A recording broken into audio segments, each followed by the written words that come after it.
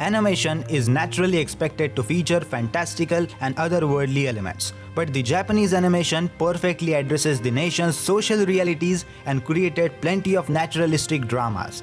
All these anime were largely aimed at adults and incorporated complex. They have mature themes that sometimes are even missing in live-action films. My list here attempts to put together animes that evokes genuine human emotions from hand-drawn or computer-generated characters.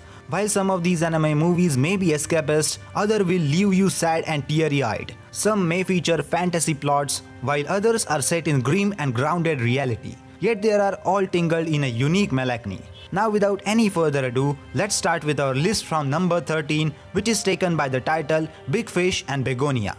In an old mythical world, there reside spirit-like beings who oversees the natural order of the mortal realm. One of them, a young girl named as Chun, has just become of age and must undergo her rite of passage by experiencing the human world for herself. While there, she gets caught in a fishing net during a storm and is rescued by a human boy. However, the boy ends up drowning during the incident, and Chun returns to her realm full of guilt. Afterwards, she meets the Soul Keeper and decides to revive the boy in exchange for a part of her lifespan. Little does she know that meddling with the natural order of the world has severe consequences. Big Fish and Begonia is a story about sacrifice, redemption, as Chun comes to terms with the limitations of her powers and deals with the death, love, and her own emotions. She must decide if she will sacrifice everything to save a human boy or forsake her moral obligation for the order of the world. On the next number, the movie is Children Who Chase Lost Voices. If you could turn all of your memories into a song, what would it resemble? Between being an exceptional student and taking care of the house alone during her mother's absence, Asuna Watase's only distraction is listening to her old crystal radio in her secret mountain hideout. One day, she accidentally tunes to a mysterious melody, different from anything she has ever heard before. Soon after that, an enigmatic boy named as Shun saves her from a dangerous creature, unknowingly dragging Asuna on a long journey to a long-lost land bound to surpass her very imagination, turning her once melodic life into an intricate requiem. While there are plenty of flaws with the movie, I did end up enjoying it a lot. I'm not sure how the fans of previous Shinkai films will take this on, but if you like Miyazaki's films, then you will like this one. It's too long and takes a while to get going, but trust me, it's a genuinely entertaining film with a well-told story. On the next number, the movie is The Garden of Words. On a rainy morning in Tokyo, Takao Akizuki, an aspiring shoemaker, decides to skip classes to sketch designs in a beautiful garden. This is where he meets Yukari Yukino, a beautiful yet mysterious woman for the very first time. Offering to make her new shoes, Takao continues to meet with Yukari throughout the rainy season. And without even realizing it, the two are even able to alleviate the worries hidden in their hearts just by being with each other. However, their personal struggles have not disappeared completely, and as the end of the rainy season approaches, their relationship will be put to a test. The Garden of Words is a short film depicting the romance and relationship between a 15-year-old boy and a 27-year-old woman. Takao, the boy, feels lost and alienated by his uncertain future and passion for shoemaking. Concurrently, Yukino feels lost in an adult society where she feels that she does not belong. On the 10th number, the movie is The Wind Rises. Although Jiro Horikoshi's nearsightedness prevents him from ever becoming a pilot, he leaves his hometown to study aeronautical engineering at Tokyo Imperial University for one simple purpose: to design and build planes just like his hero, Italian aircraft pioneer Giovanni Battista Caproni. His arrival in the capital coincides with the Great Kanto earthquake of 1923, during which he saves a maid serving the family of a young girl named as Naoko Satomi. This disastrous event marks the beginning of over 2 decades of social unrest leading up to Japan's eventual surrender in World War II. For Jiro, the years leading up to the production of his infamous Mitsubishi A6M0 fighter aircraft will test every fiber of his being.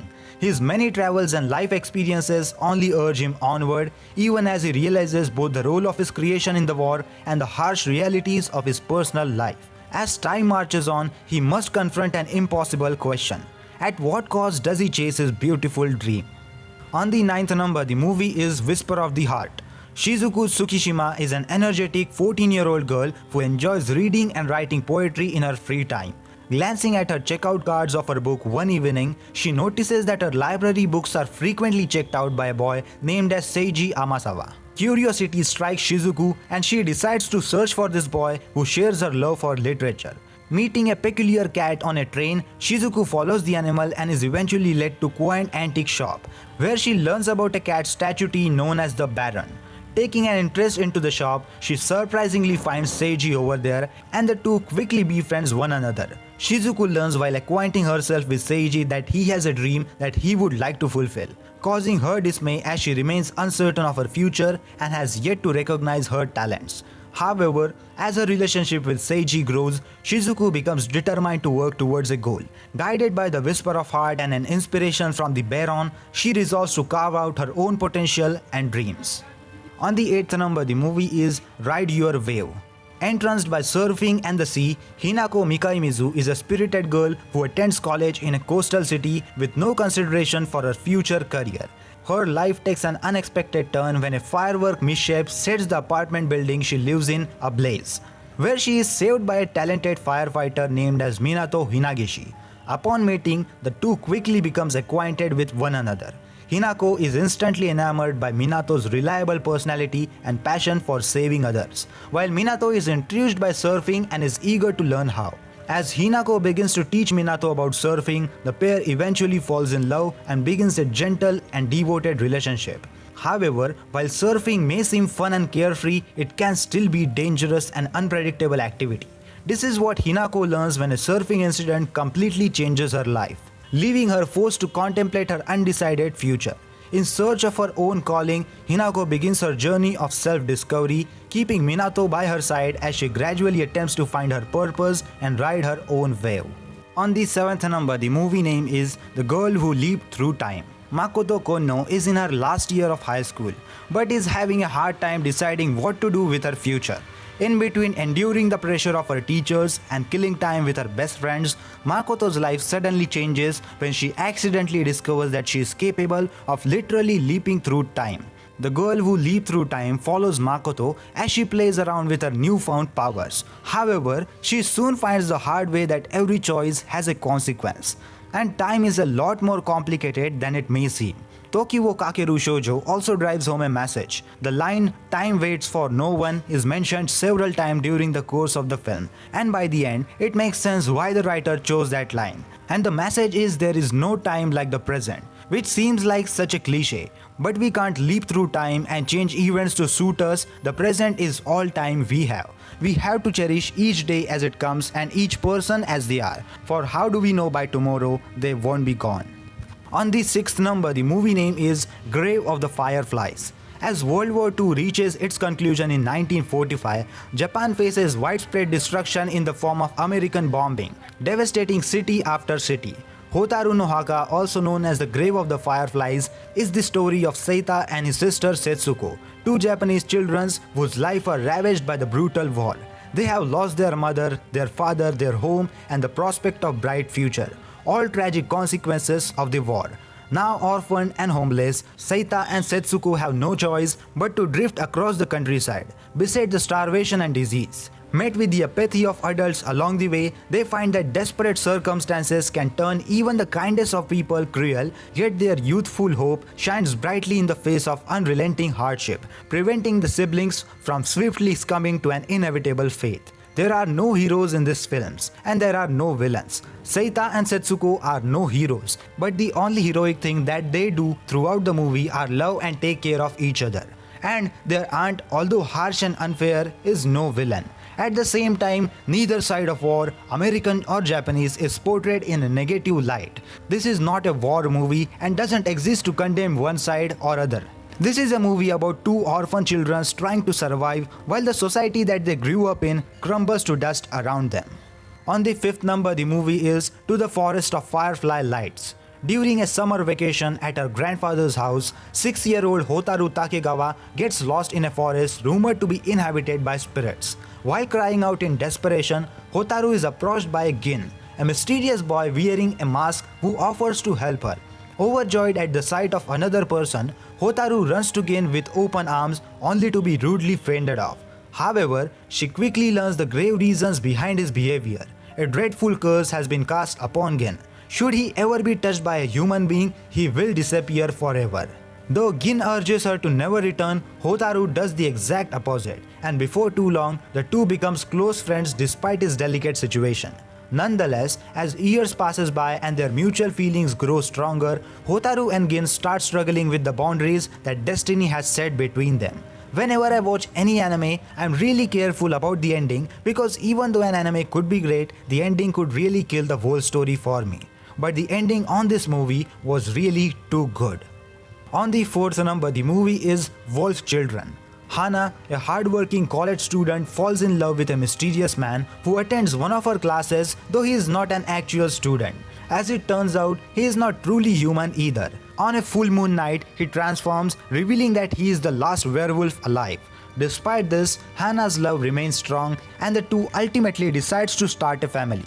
Hana gives birth to two healthy children, Ame, who is born during rainfall, and Yuki, who is born during snowfall, both possessing the ability to turn into werewolves, a trait inherited from their father. All too soon, however, the sudden death of her lover devastates Hana's life, leaving her to raise a peculiar family completely on her own. The stress of raising her wild-natured children in a densely populated city, all while keeping their identity a secret, culminates in a decision to move to the countryside, where she hopes Ame and Yuki can live a life free from the judgments of society. Wolf Children is the heartwarming story about the challenges of being a single mother in an unforgiving modern world. On the third number, the movie name is I Want to Eat Your Pancreas. The aloof protagonist, a bookworm who is deeply detached from the world he resides in, has no interest in others and is firmly convicted that nobody has any interest in him either. His story begins when he stumbles across a handwritten book titled as Living with Dying. He soon identifies it as a secret diary belonging to his popular, bubbly classmate Sakura Yamaguchi.